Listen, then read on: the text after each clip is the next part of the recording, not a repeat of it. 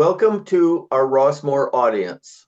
We are conducting this interview with Ambassador Peter Ford on May 7, 2024, as Israeli forces are bombing the Gaza border town of Rafah after Hamas agreed to the ceasefire proposed by Qatar and Egypt.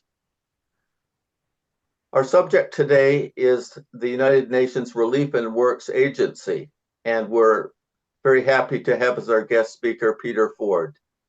Peter graduated from Queen's College, Oxford University.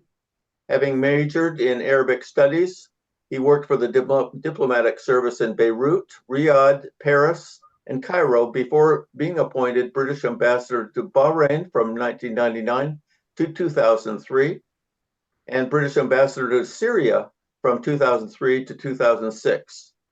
Retiring from the diplomatic service in 2006, he became representative of the Commissioner General of UNRWA in the Arab world.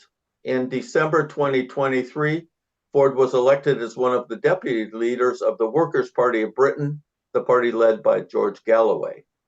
Hello, Peter. Thank you very much for being here. Hi, Rick. It's great to be with you. Perhaps you can begin by talking briefly about how you came to work for UNRWA, the United Nations Relief and Works Agency.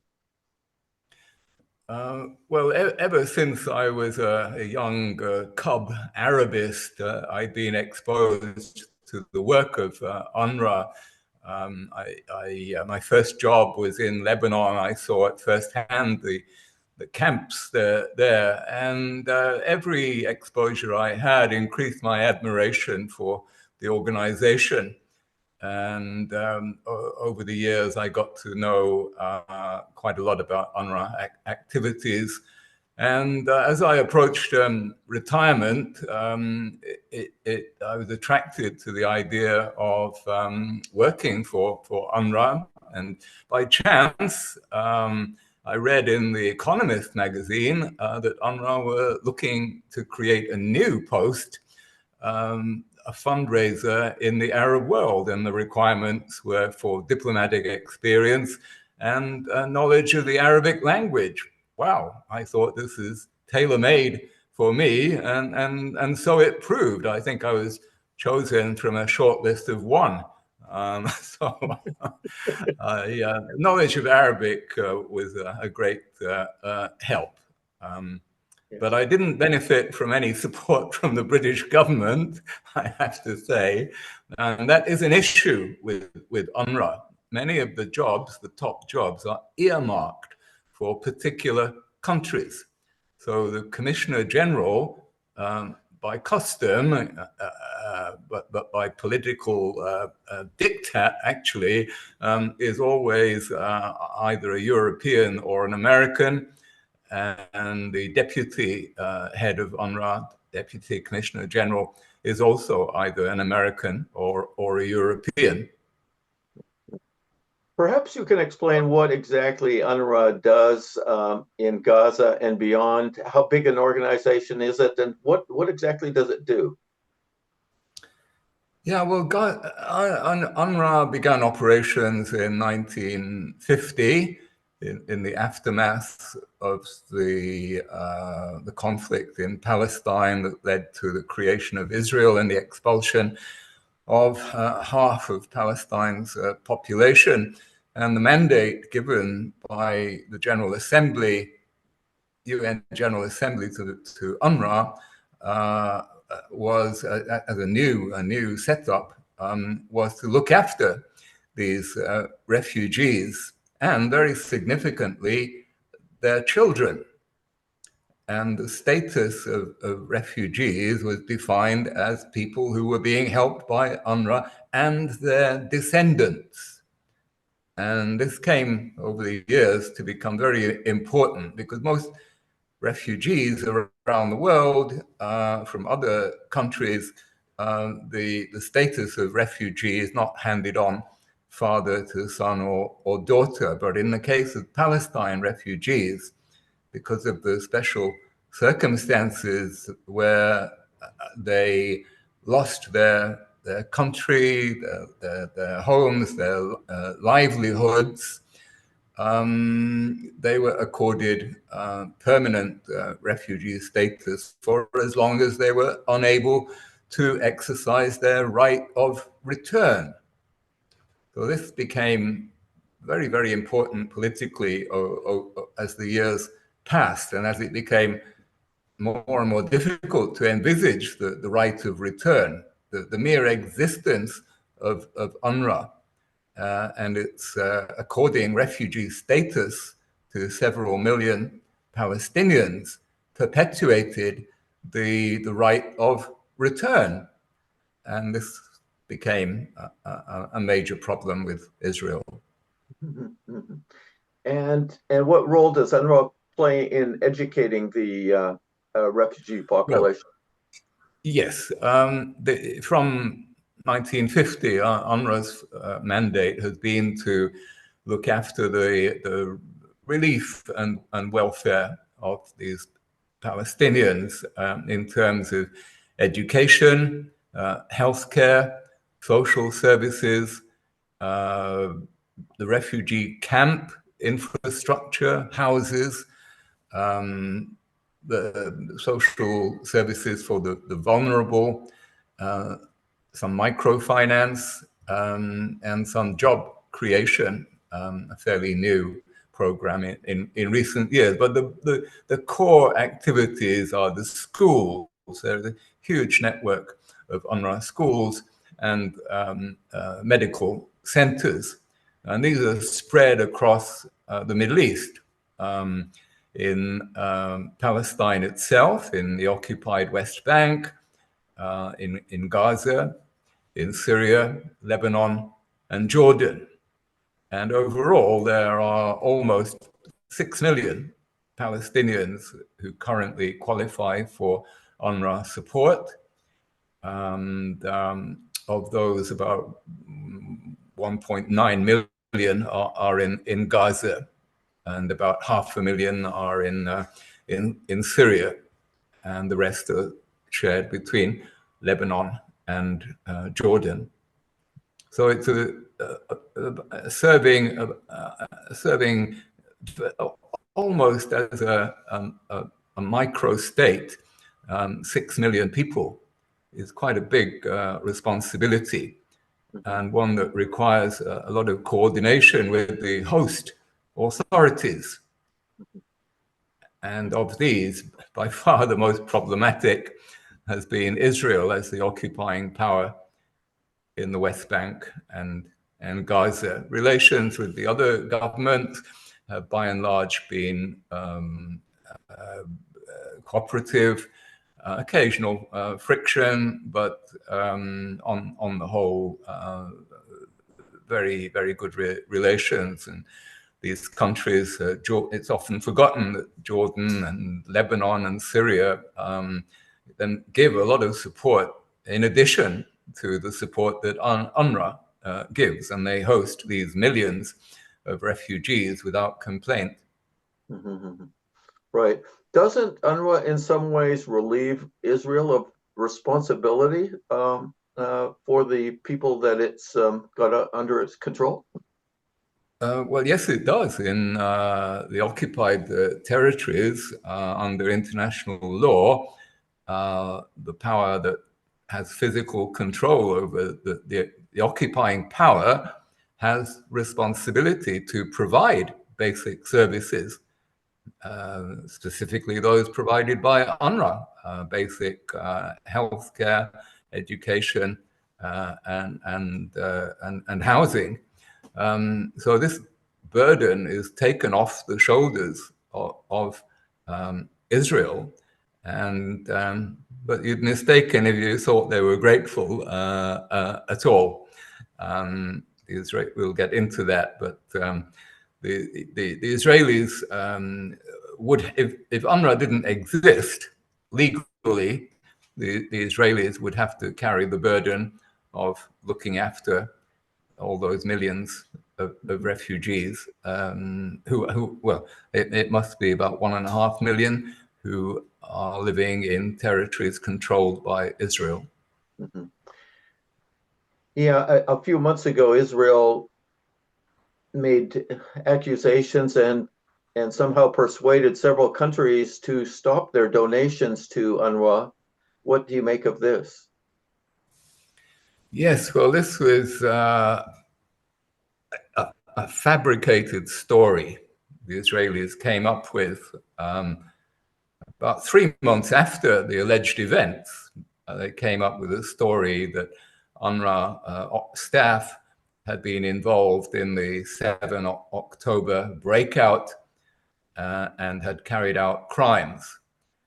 And this was announced with fanfare, and knee-jerk reactions followed on the part of the usual suspects, Americans, Europeans, Britain. They suspended their vital payments to UNRWA. UNRWA is a beggar. It's an international beggar. It receives almost nothing from central UN funds, only a pittance from central funds. The rest is voluntary, which makes life very difficult for UNRWA. It has to go cap in hand, and cannot afford to upset any of its important donors, and that means mainly the United States, the EU, and Britain.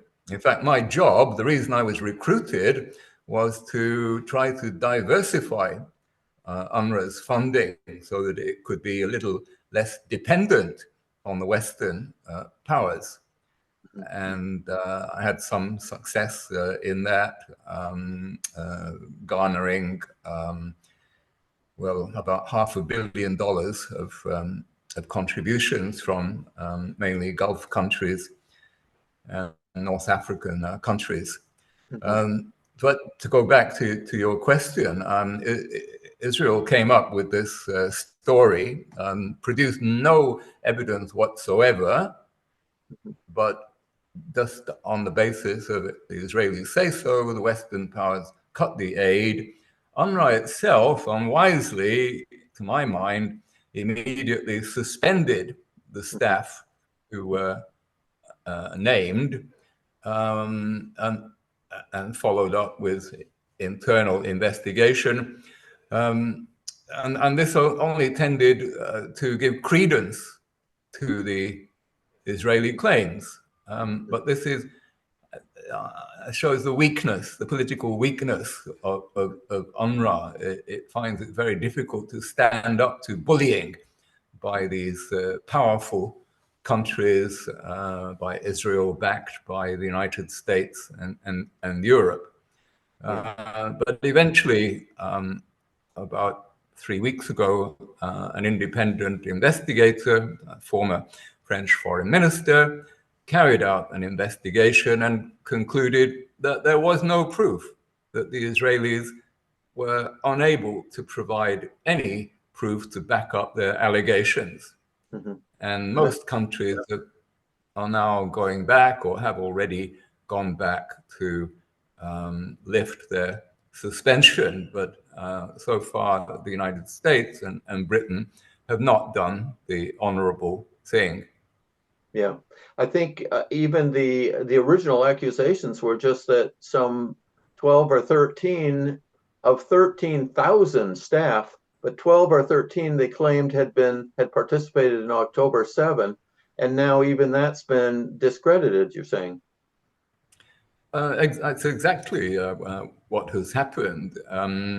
It would have been surprising, actually, if there hadn't been some young UNRWA employees, but the Israelis couldn't provide any evidence for a single one. Right. And I read UNRWA staff on the whole were very disciplined.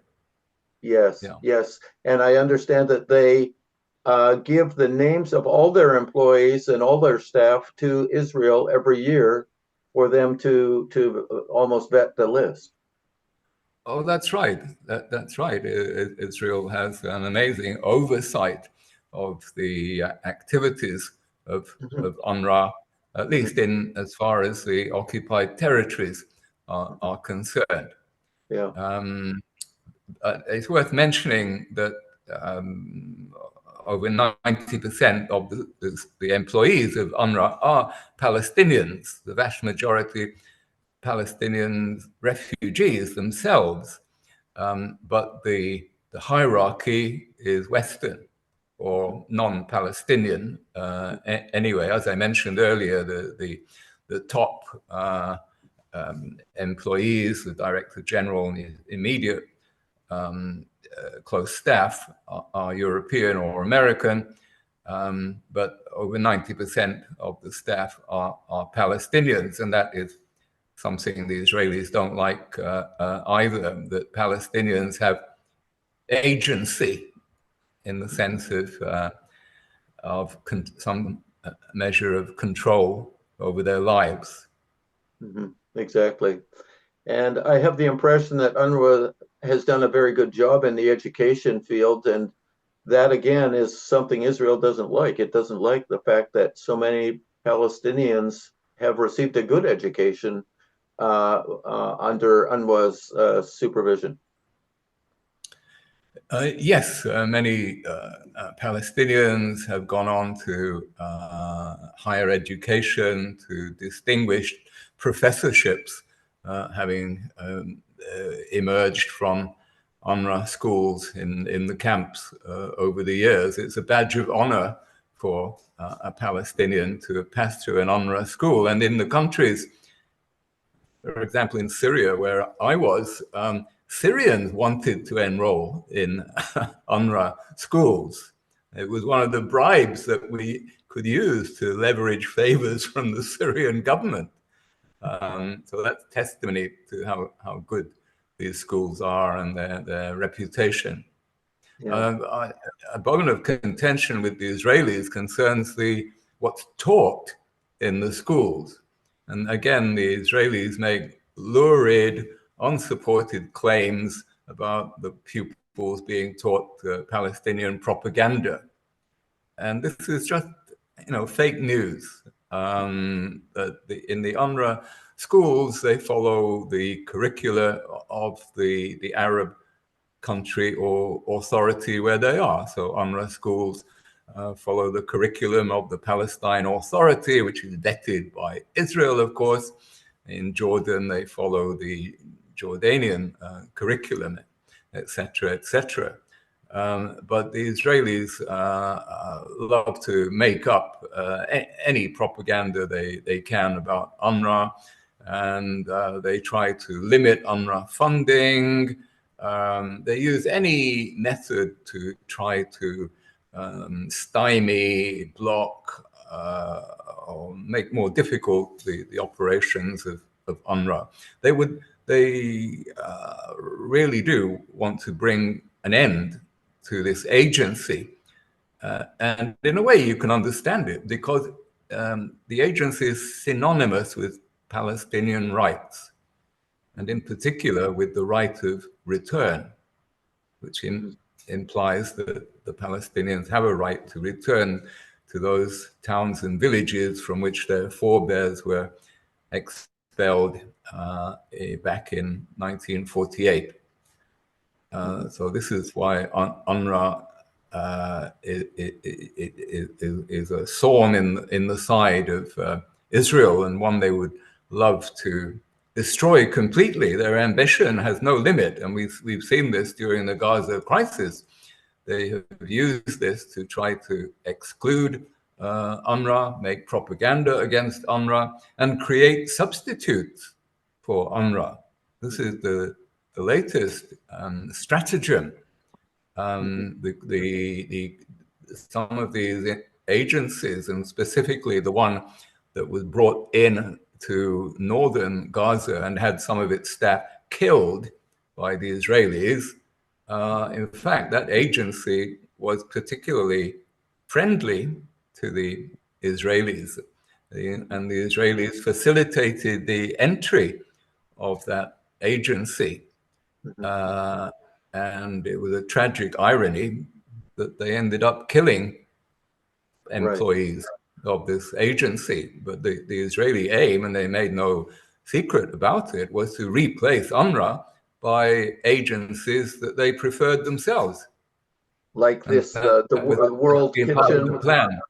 Yeah, Mhm. that's been part of the plan with the proposed port to be created by the Americans and the British in northern Gaza. Yeah. It would be serviced by international agencies other than UNRWA. Wow. And what's the status in Gaza now? Is UNRWA able to operate as in the past, or are they being restricted? Very, very much restricted as far as traditional activities are concerned, healthcare and schools, because the schools and the clinics have been either destroyed or badly damaged, or they don't have equipment, or they don't have medicines. So there's no schooling going on, except in home environments. But on the other hand, UNRWA is more busy, much more busy than ever on relief services. It's more like 1950 when UNRWA was providing tents and the most basic water, basic food supplies. UNRWA is doing far more of relief than it is of works. You'll recall that UNRWA stands for UN Relief and Works. And by works was meant, under the mandate of 1950, by works was meant education, healthcare, and housing. I see. And so we've seen pictures of these thousands of tents set up to temporarily house the hundreds of thousands and even more than 1 million refugees. Are those have been set up by UNRWA? Yes, but the schools are occupied by many thousands Mm, of families. The schools have been converted into accommodation, and the healthcare centres, to mhm, the extent it's physically possible, and the hospitals, they've mhm, also been converted into temporary housing. There are other UN agencies involved. It wouldn't be fair not to mention the UNICEF, the Children's Agency, in particular, the Food Agency. All the international agencies are there. I see. I see. Okay, that's good. So I think we'll wrap up here soon, but finally, Peter, what do you think is, how important is UNRWA, and what do you think their role will be in the future? Well, in a single sentence, its role will be to run Gaza alongside Hamas. Now, Hmm. that's controversial, obviously, Hmm. but I think that the day after will look very much like the day before. Hmm. I Hmm. don't think the Israelis will succeed in crushing Hamas. I think that eventually the Israelis will be forced to withdraw, as they have been forced to withdraw in the past. There will be vastly more destruction. There will be vastly more reconstruction to do. But UNRWA has the experience and the workforce in situ. Most of its employees are Gazans themselves. Any outside agency would have to bring in thousands of workers.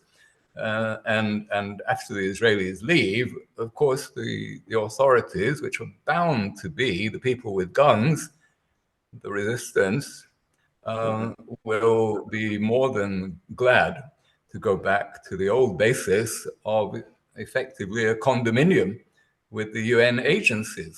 Hmm. And this is Hmm. as it should be. Hmm. Yeah, right, right. So, um, so you're thinking that at the end of the day, it's going to go back, but some people think that October 7 and what's happened in the 7 months since then has really changed things. Is that your perspective also? Well, wishful thinking is not a good basis for policy, and I'm afraid the Israelis, indulged by their Western backers, go in a lot for wishful thinking. Though in the last couple of months, one hears less about the day after. It seems the Israelis are focused really on just how the hell can they get out without losing face. Yeah. That is what's going on at the moment. How can they extricate themselves without massive humiliation? There's very little chatter now about bringing in an Arab defense force to police the Gaza Strip or any nonsense like that. I believe there'll be no alternative. The day after will look like the day before. Okay, well, thank you very much, Peter, for your insights on this vitally important agency that so few people in the West know about. And thank you for being with us today. Thank you very much for having me, Rick. Good to talk.